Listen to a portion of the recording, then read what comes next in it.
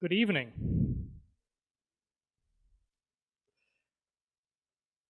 Let me welcome all of you guys here for our first event this week for Global Entrepreneurship Week. We have a speaker here who is one of our own tonight, and I'll introduce her in a few seconds. Before we do that, let me welcome all of you to this event. We have a number of community members here, particularly from the Effingham area, and I'll talk about that in a second as well. Most importantly, welcome to all of you, our students here at EIU, faculty, staff, administrators. My name is Dr. Marco Grünhagen. I'm your host for the evening. As the Lumpkin Distinguished Professor of Entrepreneurship here in the School of Business, I'm also the director of our new Entrepreneurship Center here at EIU. The Entrepreneurship Center has been officially named the SEED Center, which stands for Sustainable Entrepreneurship Through Education and Development. In short, we're trying to plant the seed to grow entrepreneurship in the region. Tonight's event is held during Entrepreneurship Week, a week of celebration of the entrepreneurial spirit at EIU, which we have held for 5 years now, and we're very proud to host 3 hallmark events this week. These events allow us to showcase the expertise and the contributions that the study of entrepreneurial ventures contributes to the local, the national, and even the global economy. This is also the 5th year in which we are operating our minor in entrepreneurship, a campus-wide minor housed in the School of Business, and we're very encouraged by almost 100 students from across the EIU campus that have chosen entrepreneurship as their minor concentration. And I know we have a number of entrepreneurship minors here today. As you may know, apart from today's event, we're hosting 2 other speakers this week. And you guys see the posters here to the right and the left of the podium with the program. On Wednesday evening, same time, same place, Mr. Bill Skeens, the founder and president of Prairie City Bakery, will talk about his entrepreneurial journey and lessons learned along the way. On Thursday evening, also here at 5 in the evening, Mr. Aaron Moore, president and owner of Precision Painting and Decorating in Chicago, will give a presentation titled, "The Long Way is the Short Way. There are no shortcuts on the way to success." So all of you guys are very welcome to those events as well, and we hope to see you there. Our speaker tonight is a native of Diederich, Illinois, where she was one of the first students in the Effingham CEO class, a program that has been the regional pioneer for teaching entrepreneurship skills and attitudes at the high school level. The program is now existing across several states and school systems and is similar to the Class E here in Coles County, and we have students here from both programs with us tonight. Who are those students? Raise your hands so we can see all of you guys. A few of you guys here? Okay. We also have Craig Lindwall here, who is the founder, I guess, of that program. Craig, good to see you here.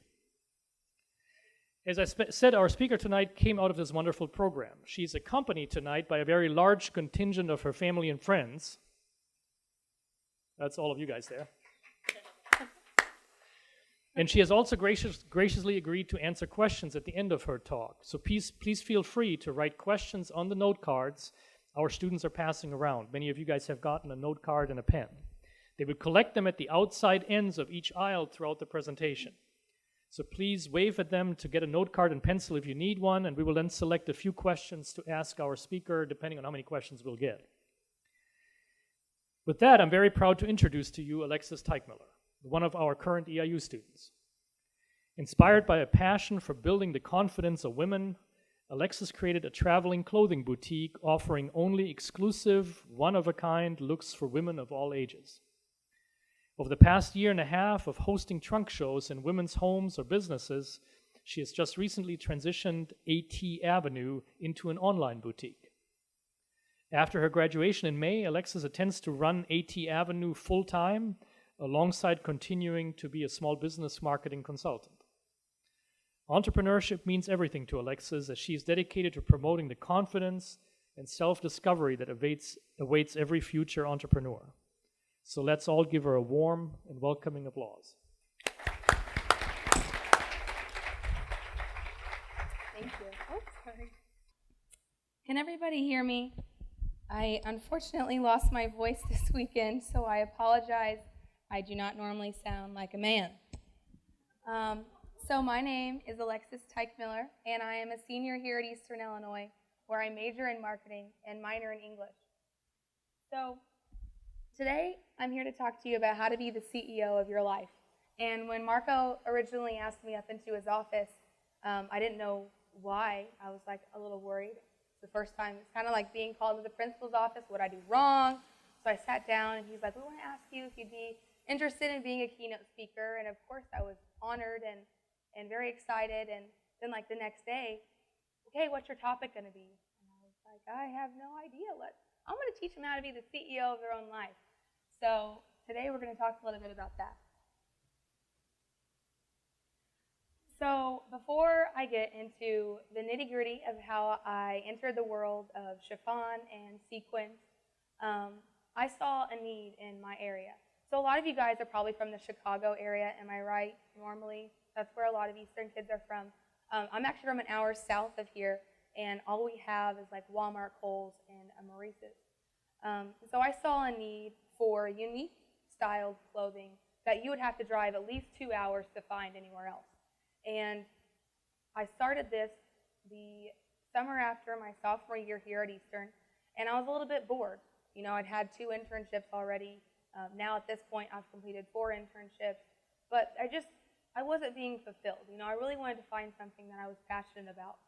And so I did, and so I saw this need, because before you can really start a business, you need to solve a problem.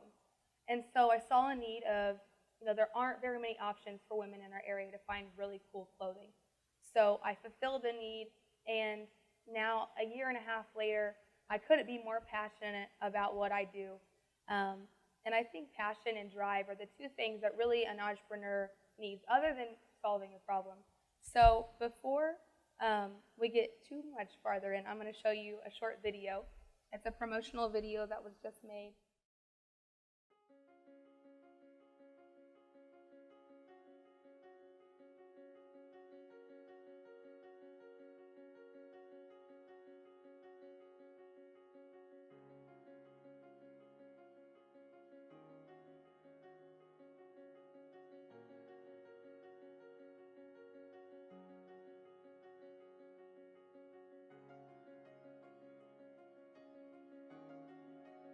Hello, my name is Alexis Teichmiller, and I am the owner and dreamer behind AT Avenue. Inspired with a passion of concocting unique, one-of-a-kind outfits, I formed a business. Throughout my life, women have reached out to me asking me for fashion advice, and one day it really hit me. I enjoy this. My journey began hosting trunk shows in women's homes and businesses. And after a year and a half of hosting trunk shows and really understanding what women want in this ever-changing world of fashion, I decided to transition AT Avenue into an online boutique. You see, my clients are savvy, out of the box, dare to be different kind of people. I'm all about prints, sass, and class. So even though you and I may never personally meet, think of me as your personal buyer, hand-picking each AT thread just for you. Entrepreneurship has my heart. Owning my own business has always been a dream of mine, and I feel blessed by God that I get to live this dream every day. Life is all about the paths we take. So I invite you on this fashion-filled journey with me as we embark and reflect on ourselves. So welcome. I hope you like what you see. Oh, and by the way, you look gorgeous today.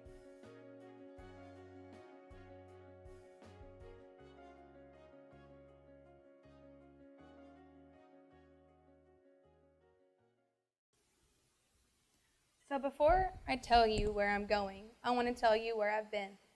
So I practiced that line in the mirror, could you tell? So 4 years ago, I enrolled in a class called the CEO program. And this was a competitive program that students in high school had to apply and get into. So CEO stands for Creating Entrepreneurial Opportunities. And this is a complex class, and I'm just going to kind of shove it together into a nice cookie cutter description for you guys because it's a little complicated.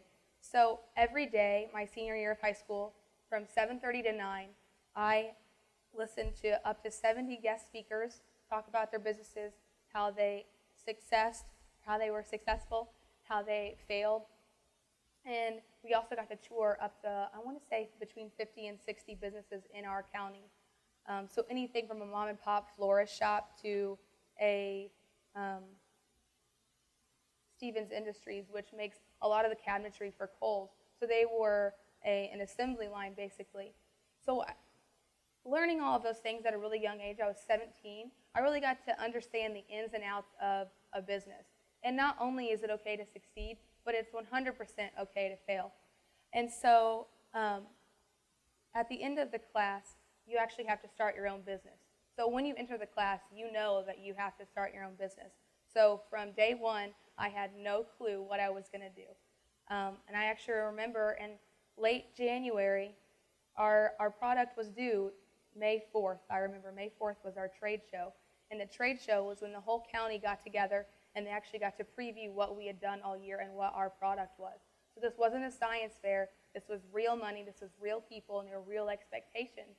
And so I was really nervous because I'm a very competitive person. So I wanted my business to be the best. I wanted it to be awesome. And so I remember sitting down with Mr. Linval, who's here tonight, and I said, L, we called him L, I have no clue what I'm going to do. So what are you passionate about? I said, well, I like to read and write, you know. That's probably what I do. I spend a lot of my free time doing. He said, why don't you just write a book? And I was like, yeah, I'll just write a book. And yeah, okay. And he's like, no, seriously, write a book. And so I sat down and I really asked myself, you know, can I do this? Am I putting limitations on myself to think that I can't, or can I really actually do this? And so I did. I wrote my first book. It's called Investing in Human Capital. And it's about the journey through becoming an entrepreneur at a young age and the differences between the CEO class and the traditional school setting, and also the challenges along the way. So I actually sold out of that book. I sold 250 copies, right? Like, who wants to read what I have to say? That was pretty cool. I was really excited about that. And I have just a few more for personal use, but if you want to buy it, it's $100. So I am a starving college student, just like all of you. So I would say in high school, I had difficulties fitting in a little bit. I would say that people kind of picked on what I wore a lot. I wore a suspender jumpsuit. It was all tied together. I was so excited about it, and they would just like pick on me all the time. And I was like, this is cool. There's suspenders. Like, I'm bringing back the 70s and the 60s. And I was like one of the first people at my school. I had graduated in the class of 24, just to let you know how small my high school is. So really, really small. I was one of the first people to wear the boots with the fur outside of my jeans. And they're like, Lexi, you know, what are you doing? That's not how you wear your boots. But they were wrong. So I would say that I definitely found myself in the CEO program. I found myself through entrepreneurship. So without this class, I can hands down say that I wouldn't be where I am. So I wanted to share, I'm not used to this. I apologize. I'm just going to do this. Okay, so really quickly, I'm going to run through the top 4 CEO life lessons that I learned in the class that literally I think about every single day. So the first one is no one cares about the storm. Our generation is known for excuses, and I am at the top of that list. I belong there just like all of you guys do. We make excuses. You know, sometimes like, oh, my dog ate my homework, but not really. I just chose not to do it, but I'm going to tell you that anyways. So what this is no one cares about the storm. All they care is that the ship got into the port. They don't care about the storm that happened along the way. They don't care if, you know, you actually sunk. All they care is that you actually got the ship into the port. And so that was really important for me to learn at 17 years old, is that no one really wanted to hear that I didn't get something done. They just wanted it done. My second one is just because they didn't say anything doesn't mean they didn't notice. So does anyone have an idea kind of what this means?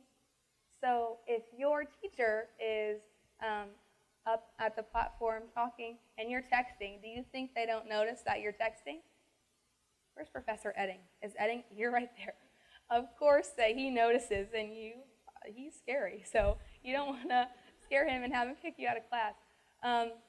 And I actually got in trouble in this class, right back there where the girl in the green and the black scarf, where she's sitting. Scott Stevens, Professor Stevens, actually kicked me out of class for texting, and that was the first and last time that ever happened, because I realized, wow, I'm here for my education, to get my nose out of my phone and actually learn something. The third one is every opportunity has its shelf life. My mom tells me this all the time. Just because an opportunity is here right now does not mean it's going to be here tomorrow. So you have to, opportunity cost, that's like the only thing I learned in economics. Unfortunately, didn't do so hot in there. That's why I'm a marketing major, not a whole lot of numbers. But so understanding the opportunity cost of doing something and not doing something, and what that will entail. The last one is the difference between have to and get to. Life is really about the mindset that you put yourself in. So if you view everything as, oh, I have to do this, and I have to do that, and I have to write this paper, and then I have to go meet my professor and talk about this, if you look at it as, I get to do this, people would kill for where you are right now. You know, we live in a free enterprise nation, and you're here for your education. And if you view things as, I get to go do this today, I get to go to class, I get to learn today, where a lot of kids don't have the money to do that, or they're not in the right country to do that. And so if you view things like that, I think you would be a lot more positive. So back to AT Avenue. I'm going to jump back to right now. So the AT Avenue started by hosting trunk shows in women's homes. Have you guys ever heard of like Pampered Chef or Norwex? Yeah, it's kind of like that except for clothing. And so I literally, right here, I brought it so that you guys could see it. I set this up in a woman's home. She invites 15 of her friends over. There's usually wine involved and a lot of food, and they all just try on clothes and have a ball and spend a lot of money. And it's awesome. And so, but it's not about the money. Sorry, shouldn't have said that. But so this is how I began, and this is what I've been doing for the past year and a half. And I've done 60 trunk shows in the past year and a half while being a full-time student, which has been really hard to juggle that, but it's been just such a journey. So before I buy my clothing, I like to buy things that are extremely different. So let's grab this coat. So like, I feel like this is pretty cool. I mean, look at this collar and the cuffs right here. And so when I buy something, I ask myself, okay, is this good quality? Yes, it is good quality. Could I find this at Kohl's? I sure as heck hope not. And the third one is it different enough? You know, is it the AT brand? Does it encompass being unique? And so if it doesn't pass those three questions, then I don't buy it. I buy everything online, but I buy all over the country. Since I am a full-time student, I can't afford to miss a week of class to go to LA to market, which it would be super cool, but I can't do that. So right now I buy a lot of things online. I like to challenge women's comfort zones a little bit. You'd be surprised that my main demographic is about 25 to 50, which a lot of people would think it would be younger, but I actually like to take that older demographic and make them feel young, make them feel like they could literally wear anything and they are still and always will be beautiful, which then gives them this confidence that they could literally put on a paper sack and still feel good about themselves. So that's what my brand is all about, is finding unique clothing and making women truly feel good about themselves. So here's just a preview of this is actually one of my most recent photo shoots. This right here is my intern, Molly. She's actually here today. Say hi, Molly. Hey. She has been awesome. She actually, talk about someone who just sees an opportunity and just takes it. She's 16 years old, and she messaged me. I didn't know her before. Messaged me on Facebook and asked me if she could just follow me around. You don't have to pay me. Honestly, I just want to be around you. I want to be around your clothes, and I want to learn from you. And how cool is that? And so I'm extremely proud and happy to say that I'll be hiring her full time and be able to actually pay her after I graduate. So that's really exciting. So thank you, Molly. So what makes AT Avenue different? When I started a year and a half ago, I was the only boutique in the area. And now there's 8 boutiques in the area. So we went from nothing to almost an oversaturation of boutique clothing. So it's become almost even harder to find those unique clothes, so that I'm not competing. Of course, I'm competing so that my brand is AT Avenue. It doesn't replicate any of the other brands.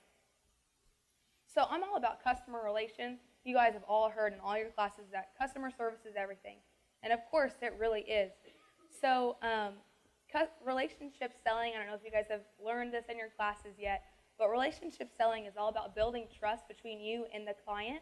And I like to call my customers, I like to call them clients, because it's not just about a transaction between me and them. It's about a relationship. It's about a long-lasting relationship. And not only are they going to buy from me one time, but they're going to come to me anytime they need anything unique for a special occasion, for a wedding, for an anniversary. I actually clothed an entire bride for her honeymoon.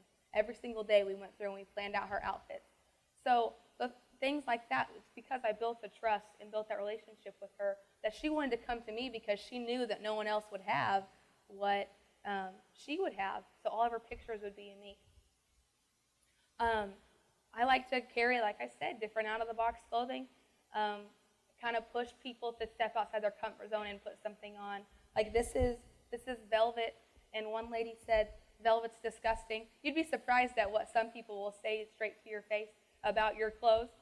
This is gross. Okay, thank you very much. Have a nice day. But I mean, it's all about people's styles too. You know, if she doesn't like velvet, that's okay. That doesn't mean that there aren't a lot of other people that like velvet. So I literally, just to kind of branch off that, I meet clients 24/7. So I'm from Dietrich, which is about 15 minutes from Effingham. I don't know if you guys have ever heard of Effingham, but I drive to Effingham probably every day. It's where we get groceries, all that stuff. So every time I go to Effingham, I at least meet 2 to 3 clients to give them their product. So since I'm a traveling boutique, don't you think it's a little hard for people to actually get my products? Because they have to have a show or they have to go to an open house to actually buy or see my product, which makes that a little bit difficult. It's kind of inconvenient for them. So if they see something online, they want it, I have their size, boom, okay, I'll meet you wherever you need. So it's more convenient for them. So I actually have met a woman in the Kohl's parking lot, which is funny because it's Kohl's. Like, she could go in there, she could buy anything, and she is meeting me in the Kohl's parking lot, and she went in her car and laid down in the back seat and tried on all of her clothes, and I'm over in my car like, I ain't seeing nothing over here, but you do your thing. And she bought, like, I don't even know, like probably 3 dresses that day. So it was really cool to kind of put that in perspective, that she could have gone somewhere else, but she came to me, and that's because of that relationship that you build between you and your client. So what makes you different? There's going to be hundreds of thousands of people entering the job force after you graduate. What are you doing right now that's going to push you and that's going to differentiate you from everybody else? And this isn't a question to look down on you or a conceited question. I asked myself that question a year and a half ago, and I wasn't doing anything. And so I decided, okay, I got to do something. I got to stand out here because it's a rough world out there, and how am I going to stand out against all my other competitors? And I want to tell you that what you do right now in college, it really does matter. So, you know, you can go out on the weekends and you can have fun and you can party your life away, and trust me, that lifestyle's long gone for me because I have to focus on what's important. But you can do that, but at the end of the day, are you getting anything out of it? You know, is there any gain or is there any benefit from that? And if there's not, it's time to move on, and it's time to job shadow. It's time to get an internship. It's time to take life serious and think about what you're going to do once graduation comes around. And that's a scary thought, too, you know. What am I going to do after graduation? Am I going to get a job? Look at all these other people who are entering the job force, too. What makes me any different? And I think that's up to you to really figure out what that is. So what you do matters, and you matter.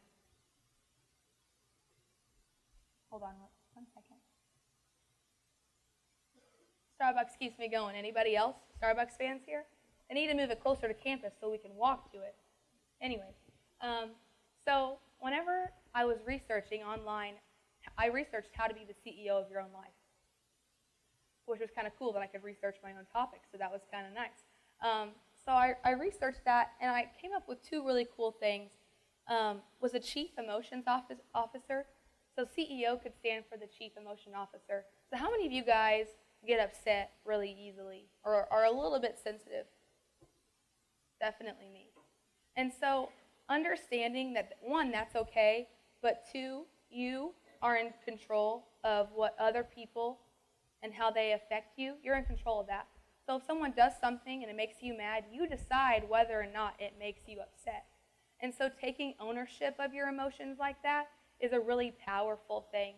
And so I think once you can do that, it almost empowers you to not let other people's negativity bring you down. I think embracing yourself and your potential is huge, and realizing that you all have a purpose and you all contribute to the society and the world. And I know that's like really deep, but I just want to say that once you embrace yourself, embrace who you are, whether it's a weight issue, whether it's an appearance issue, whether you don't think you're smart enough, pretty enough, it doesn't matter. Once you embrace who you are, then you can truly set yourself free of all those limitations, and you can just go for it. And that is a really awesome feeling. You know, I was on the dance team here at Eastern my freshman year. I was on Pink Panthers, and I really struggled with weight. You know, I didn't feel thin enough. I didn't feel pretty enough. And so that really got into my head, into my self-talk, and that's not healthy. And so once I realized, you know what, I'm always going to be a curvy girl, and that's okay with me, and understanding that it's okay, and not only that, but accepting it, I was just like, fine, you know what, I'm going to wear whatever I want. I'm a curvy girl. I'm going to go eat a hamburger at McDonald's, and I'm going to be happy about it. So once you don't just be free and just like, you know, go out there like Cinderella and the birds are chirping and everything. You got to be a little bit more realistic than that. But take charge and welcome opportunities. So just like earlier when I talked about opportunity costs and welcoming opportunities and taking opportunities, it's really important to welcome them and take charge of them and do something about them. My great-grandma, Mary, was a nurse, and something that has always stuck with me that my grandma has instilled in me and that my mom has instilled in me was to bloom where you are. And so what that means is that you have to see opportunity wherever you are in life. And I know that can be hard sometimes, regardless of your situation at home, regardless of your financial situation. There really are opportunities everywhere you look. You just have to take off those negativity glasses and actually see what the world has to offer for you. You got to listen to others. And so the person that, I'm a very stubborn person because I'm an entrepreneur. Just kidding. But the person that I have a hard time listening to all the time, even though she really is always right, is my mother. I don't know if you guys have really strong relationships with your mom, but me and my mom go back and forth like ping pong. It is on like Donkey Kong sometimes. Mom, you're wrong. No, you're wrong. No, you're right. Okay, you're right. I'm sorry. Let's hug it out. And so in this business, before I buy huge orders, like $1,000 orders worth of inventory, I always make sure to sit down with my mom and ask her, okay, let's go through this. Is this ugly? Am I crazy? Is this disgusting? And then she'll tell me, you know, Alexi, that might be pushing it a little bit too much. That's like outer space, kind of wrong. And we got to reel it back in and like actually pick things people are going to want to wear. And because I get really like excited about stuff like that, and she's always like, let's reel it back in. So an example of that, and I want to show you, this is from my first order I ever ordered of clothing back in June of 2013. Was this dress. And so this is called the failure dress because I still have all 6 of these, because when I order, it comes in 2 smalls, 2 mediums, and 2 larges. And now one of these sold. And you know who told me not to get it? My mom. She's like, no one's going to want this. It's weird. It's ruffly. It's mesh. It's going to fit weird around the top. They're not going to know what kind of bra to wear with it. You just can't do it. And I said, Mom, you're wrong. You're totally wrong. This is going to sell. And I keep this in my closet as a reminder to always listen to others, because you're not always going to be right. And it's okay to not be right, but also to acknowledge when you're not right and say, you know what? You were right. I was wrong. This dress did not sell. But from that, you got to learn to celebrate the highs and be excited when things are going awesome. And you got to learn how to learn from the lows. So whenever those bad times come, or sales are down, or I have a big test at school and I'm not going to be able to really focus on my schoolwork because I had 3 trunk shows over the weekend, and how am I going to do this? You just have to step back and take a breath. And so, coming from learning from the lows and learning from those negative times in life, I want to talk a little bit about brittle confidence. And this is something that we learned in CEO. Hold on a second. Brittle confidence is, let me backtrack. Have you guys ever heard that we are an over-celebrated generation? So we get a trophy for everything. Here's a blue ribbon for participating. We're so happy that you're here. Has anybody heard that, or is that just me? Read a lot of articles on it. And so with that, our society has created us a brittle confidence, a confidence that's really not real. So you're so awesome. You know, here's a trophy for participating. And so with that, you're not really learning failure very well. You're learning that you're always awesome. And so, not that you're not awesome, because you are awesome, but it's important to also learn through failure that sometimes we're going to miss the mark. And it's okay to miss the mark, but how to learn from missing that mark. And that's going to give you real confidence that you can pick yourself up off the ground and do it again and again and again, because failure is always going to happen. It's always going to be there. But to not be scared of failure, not to be scared of those floral dresses, because I learned from that. So that's really, really important to know when you want to be the CEO of your own life. So I wanted to show you my logos, because this was a little bit of a downer for me, I guess you could say. I met with a strategy company in St. Louis who sits down and makes financial planning and financial strategies for companies. So that was a really intimidating meeting. I'm 21 years old, meeting with this strategic company of how to, plan out your business in 10 years. And I was like, okay, yeah, this is really cool. So whenever I slid the man I met with, his name was Ben, when I slid my card over to him and he saw my logo, I said, before we get into anything further, is my name okay? Is AT Avenue okay? And is my logo okay? And he said, the logo is okay, but it's not going to take you where you want to go. I don't know if you guys have studied marketing or studied branding, but your logo is really important to your clients. And it's also really important to what you stand for as a company. He said, the logo, I would probably change it in your name. And I winced. I was like, I don't want to change my name. He said, your name is okay. I said, okay, great. So this was my first logo for a year and a half. And actually, we'll get into the next slide. I haven't launched my new logo yet. I'm going to launch it on Sunday whenever my website goes live, which I'm extremely excited about. But this took probably 8 variations to get to the new logo. And not everything's cut and dry.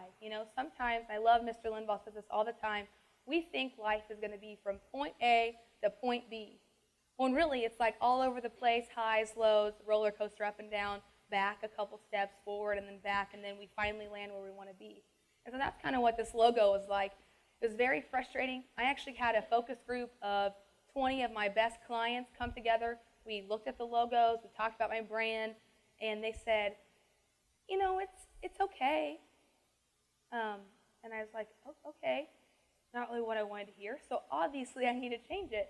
And that's also comes with listening to people. I could have been bullheaded and stubborn and said, you know what, I'm going to keep it. I don't care what you guys think. This is going to work, and it didn't. So that's my new logo, and I think that we should name the girl something fun, but my mom doesn't think so. So we're going to listen to Mama. So the future of AT Avenue, I hired a e-commerce company out of St. Louis to design and create my website for me. There are some things in life that you just can't do, and it's okay to know that and to know your limitations. And so I hired a company who has won a lot of awards for their creations and for their e-commerce sites, and so I'm really excited. I actually got the call last Tuesday. I was selling shirts out here at this table for my entrepreneurship class. The CEO of the company called me. He said, hey, your website's going to be done in about a week. Are you ready for this? And I said, wow. It hit me. It was such a reality check. And it was so cool that I was in the School of Business when I got that call. It was just a really cool timing. So my domain name is atavenuestyle.com. So check it out. It's going to launch November 16th, which is Sunday. I'm really excited about it. I have a project management. Is it project? Yep. Okay, sorry, Ryan. I have a project management class who approached me and asked me if they could actually do my marketing campaign for my website. So I'm really excited. I'm getting to work with other EIU students on the marketing campaign, which has been a really cool experience. I'm actually in the process right now of renovating a building in my hometown. So I am hometown proud. As soon as I graduate, I'll be there full time. But that's where my headquarters is going to be. It's going to have my photography studio in there, my shipping, and all my office will be all in this one building. It's a downstairs and an upstairs. So I'm really excited about that. And there's also opportunities for jobs. If any of you guys are really interested in moving to Dietrich, Illinois and learning about fashion, population 650, guys. We got a subway, though, so, like, there's opportunity. So other than hiring, which I'm extremely excited about, other than hiring Molly, we're going to hire a couple other younger part-time girls, so I'm really looking forward to that. I'm also going to LA in June, which I just couldn't be any more excited about. I'm going to market in LA. I'm also meeting with other boutiques there to kind of collaborate with them on, okay, how do you do this? All right, because retail is a competitive market, but it doesn't have to be, and I really think that you can learn from other people in your market if you just are willing to ask. And I'm also hopefully going to meet with some designers and start actually designing my own line potentially. So I'm fingers crossed on that. But my end goal from the very beginning was I've always really been interested in writing and speaking. And so my end goal for AT Avenue is I actually want to host conferences in big conference centers for women who want to come and learn about fashion do's and don'ts, learn about weight, learn about self-confidence. Really, I kind of want to call them confidence conferences, but I think that's too much of a tongue twister. But that's really what they would be, is they would come and you would leave feeling like you could do anything. And so maybe that's a couple years out, but I want to host those conferences all over the world. So, okay, this time we're going to be in Houston. Next week we're going to be in Australia. How cool would that be? But so that's kind of the future and the vision for AT Avenue. So just to wrap up, this is my last slide. So all you guys, can take a breather. But EIU, I am EIU. And I know that sounds a little bit cliche because that's their marketing slogan, and we hear that all the time. We see it on all their marketing. It's kind of almost like right in our face all the time. And even whenever they first launched that, I was kind of like, oh, I'm EIU, whatever. But I can really say that I am EIU. My parents both went to school here. They both met here, fell in love, married happily, and my brother went to school here too, business management degree. And so my immediate family, we are like Panther proud, man. We are excited. And the knowledge that I've gained here from Eastern, leaps and bounds. Being able to walk down the hallway and have my professors know my name and be able to ask me how my business is doing or give me business advice has been a really, really cool experience. And I feel like you couldn't get that at bigger universities. And that's what I think is so special about a smaller university like Eastern, is that they can give that to you. They can give you that one-on-one attention. The opportunities that I've been given, like standing here right now on the stage, is just amazing. I sat in this class freshman year, and I would have never thought that I'd be up here talking to all of you. And so, thank you very much for that opportunity. It's really, really cool.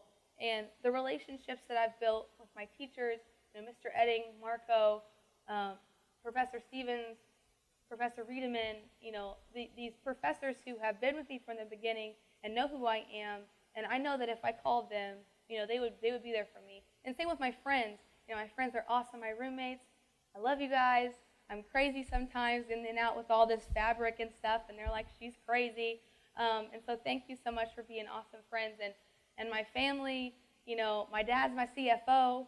He does all my taxes for me, and he's awesome.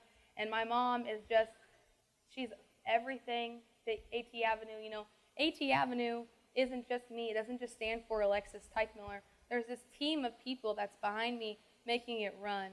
And so I just wanted to really thank you for that. And my grandma and grandpa are here. My grandma actually was the one who invested $2,000 in me. She gave me a check. Here you go. I believe in you. Go make it happen, girlfriend. And so I paid her back, and there's nothing really standing between me and you right now other than fear. And so any one of you guys can be me. If you just gotta do it. You just gotta take charge. You gotta not be fearful, and you just gotta take the leap. So, are there any questions?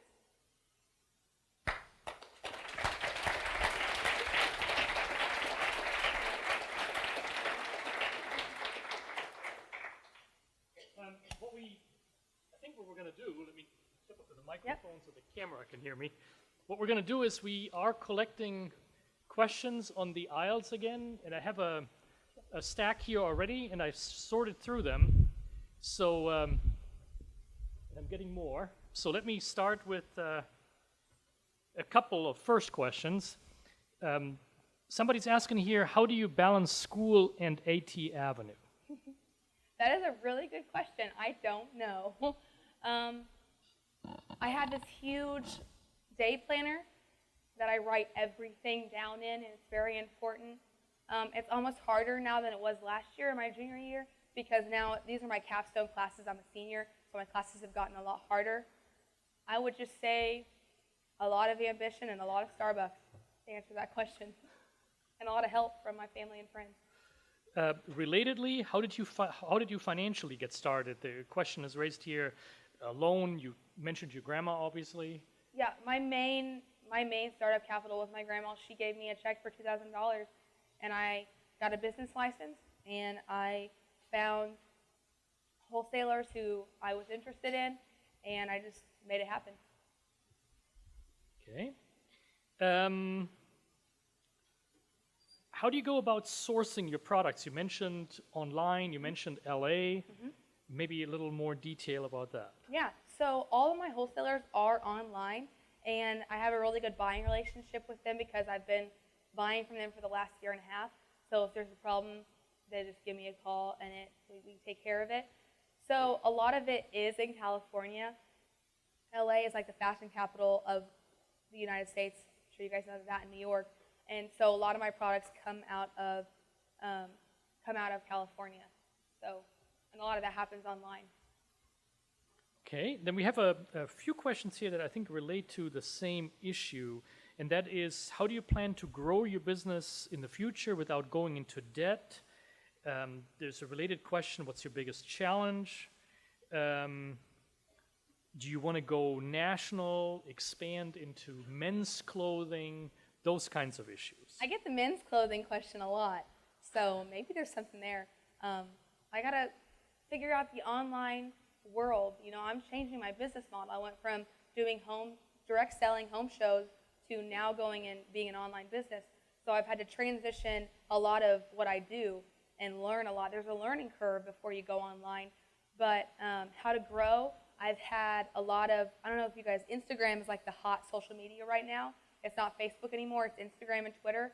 And so I've actually had a lot of Instagram accounts that have 670,000+ followers have contacted me and they want to rep me, which means, they post photos, tag me in it, and then I get followers from it. And of course, that's not free, which has been really interesting learning how much one post from a account like that will cost you. I actually just paid $40 today for one picture to be posted of this huge account that had like 700,000 followers. So, you got to kind of figure out whether or not that's worth it. A lot of bloggers, fashion blogging is absolutely huge. If any of you guys are interested in writing or fashion, start a blog. A lot of fashion bloggers have contacted me wanting to rep me, which means I send them a box of basically a full outfit. So I would send them this entire outfit, and then I don't sell shoes, by the way. I would send them this outfit. They would actually wherever they are. A lot of my fashion bloggers are from North Carolina, which is kind of odd, but they will go out, have their own photo shoot with my clothes on, and then they'll just blast it all over all their social media accounts and rep me for it. Okay. You started talking a little bit about the things that you don't carry. So there's a question here, do you wear the items you sell, or do you shop separately for yourself? Do you make clothing for plus size women? And maybe along the lines of what do you carry and what don't you carry? So I carry only sizes small through large for women, which ranges from around the size of size 2 to size 10. I have not yet broken into the plus size market yet. I would like to, but I'm not there yet. I'm still learning a lot about what I'm doing in this industry before I break into that one. Same with men's clothing. So I carry tops, bottoms, cardigans, jackets, anything that you would put on. I don't carry shoes, and I carry jewelry, scarves, purses, and yeah, I think that's it. Yeah. I guess the main thing, and I don't carry jeans because no one likes going jean shopping unless they're like the very end of the fitting rooms by themselves with like a gallon of ice cream there to console you for what you see in the mirror. I've been there, so I don't carry jeans for that reason. Just went jean shopping this weekend. So.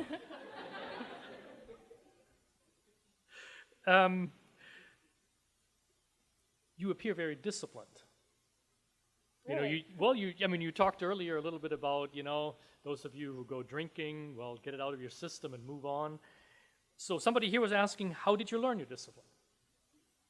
Well, I think life is a lot about sacrifices. So if there's something that you want to do, you have to realize what it's going to take for you to get there and what you're going to have to cut out of your life to get you there. And so, of course, I turned 21. Charleston is a party town. And so, yes, I live through that lifestyle, but I'm really, really focused on my business. And so I think you have to have a goal before you want to be disciplined on something. My brother is like the king of discipline. He works out all the time, eats extremely healthy, and I'm over here stuffing my face with donuts. And he's like, yeah, Alex, I see you over there eating that donut. And he's over there like doing crunches and abs and like pull-ups on the door frame. Just kidding. But so I think I learned a lot of discipline from my brother and my family, and understanding that if you want to get somewhere, you got to cut things out, and you just got to make it happen. So I guess I'm just kind of over that season of my life. Okay. You mentioned earlier in the presentation, so there's 15 women that host you essentially. Mm-hmm. I remember when you came to my office, one of the first times that we talked, you mentioned to me, and by the way, if there's not at least 12 women in the room, I don't go. Mm-hmm. So obviously you have learned some things about your cost, your time. Uh-huh. Can you talk about that a little bit? So in the beginning, when you start a business, something that you don't really measure very well is your time, and that can be a really big mistake. And so you undercharge, and you don't really know what you're worth yet. And so I'll tell you a really quick story of why I decided that there would be a minimum of 12 to 15 RSVP'd 100% going to be there women before I showed up, or I wouldn't go. Because I drove all the way to St. Louis for a girl who wanted to have a trunk show. She lived on the 3rd floor of her apartment, mind you. So actually, this isn't all I have. I have another table of accessories and then 2 more racks of clothes. I just kind of downsized it for you guys. But so I carried all of this up the 3 flights of stairs up to her apartment, set up, got super excited. I was like, this is my first show in St. Louis. It's a big step for me. And got all set up. Show was supposed to start at 2. It was about 2:15. No one had showed up yet. Her and her roommate had shop, and she had gotten her host discount, which is 2 items, 30% off, and a free accessory. And then I was like, so what's going on? Are people going to show up, or what's happening? She's like, yeah, no one's coming. Oh, okay. All right. Well, okay. So I just start packing all my stuff up and go back down 3 flights of stairs by myself, sweating. and drove back home. And so that was a really valuable lesson that you have to learn sometimes, is how valuable is your time, and you got to put limitations on yourself. So. Okay, then we have a kind of a question out of the left corner here. How long did it take you to write your book? Sorry. No problem. So whenever Mr. Linvall and I decided, but he gave me the idea of writing a book. I started in February, and I ended the end of April, so 2 months. It took me 2 months to write a 50-page book, which is a extreme discipline, like we talked about earlier, and it was a huge stretch for me. It was definitely something that I didn't think that I could do, and I did it, but there are typos, there are spelling errors, but that's what happens whenever you rush something. But I had to have the product finished by the trade show, so I only had 2 months to do it. And actually, just to give the credit where the credit is due, Riley Westendorf back there in the back row actually designed my cover for me in the back of it. So thank you, Riley. Riley, give a hand for Riley.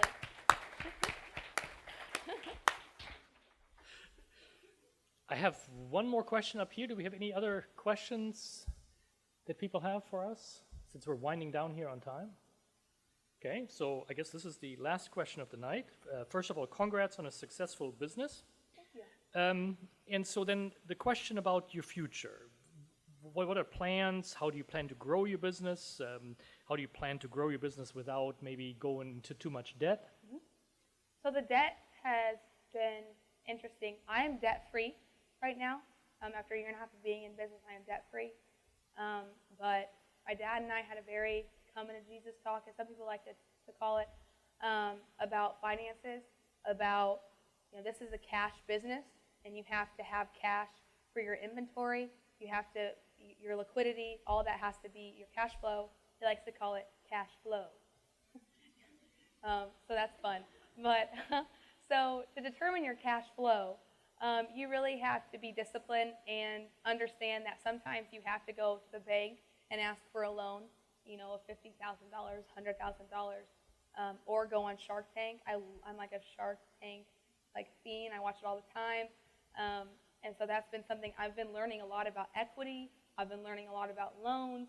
And so I think I want to see how the online business goes until I graduate. I graduate in May, so I have 6 months to kind of figure out if this is to figure out how much inventory I have to be successful and to make a good profit. And so that's kind of how I plan to grow AT, is just to continually grow my inventory, getting my name out there. I'm going to LA, hopefully meeting up with a lot of influential people in my industry to hopefully get my name out there more and more. But the boutique market is really competitive, and so how I really try to differentiate myself is by carrying really interesting, unique, one-of-a-kind type of styles. And so I think that's all in the brand. So, is that it? Very good. Well, thank you guys so much for being here. Honestly, I'm humbled to stand up here and talk to you about my journey and my story, and I just really appreciate you guys all being here. So thank you. Oh, you know what? No, we have giveaways. Okay, you know those little cards that my awesome 4 handsome helpers handed you guys when you guys walked in? There should be cream, and it has my website domain on there, and it also has where I'm all connected. So follow me on Instagram, follow me on Twitter, follow me on Pinterest and Facebook. So there should be 3 lovely ladies that have my initial on the back of them. Anybody? You and you and you? Awesome. Molly, you want to help me? Yeah.